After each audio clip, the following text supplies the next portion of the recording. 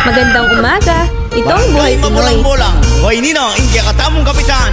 Bukod sa tilaok ng manok, magigising ka rin sa ingay ng paligid. Kapitan, Mapaang pagtama ng walis tingting pag nagwawalis ang iyong kapitbahay, o di kaya ang maagang pangangampanya. Samahan niyo ako ngayon bilang isang Pilipino.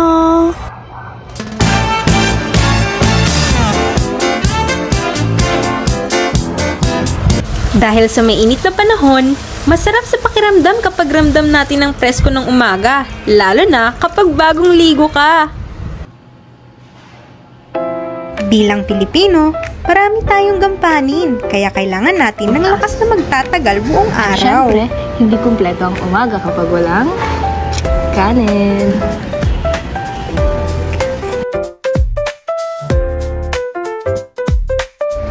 Ngayong may enerhiya na tayo, tara't tumambay sa bahay ng ating kaibigan. Bilang Pilipino, pakikisama ang isa sa nagbibigay saya sa atin. Game na to!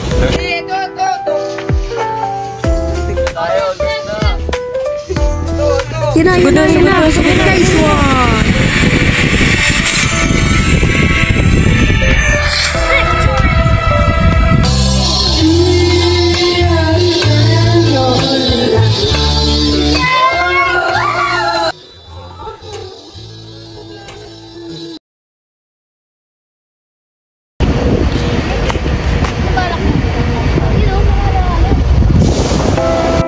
At ang gantimpala sa pagkapanalo, halo-halo! Lalo mainit ang panahon. Sa mainit na panahon, halo-halo ang solusyon.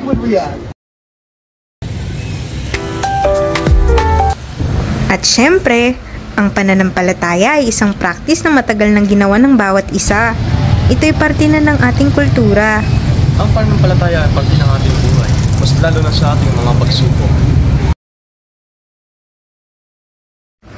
Oh, gabi na pala.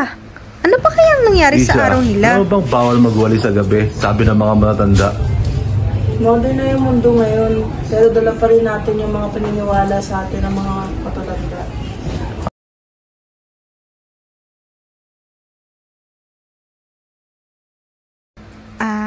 Mga pamahiin.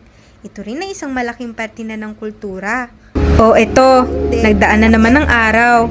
Tayo ay nagwagi, nagsaya, natuto. At ang pahinga? At ang pahinga pagkatapos ng nakakapagod na araw, pagkain kasama ang pamilya.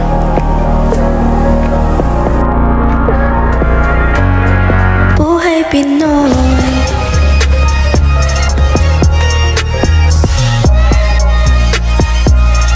Siya, ito nga pala ang kwento ng isang Pinoy. Ikaw, ano ang kwento mo?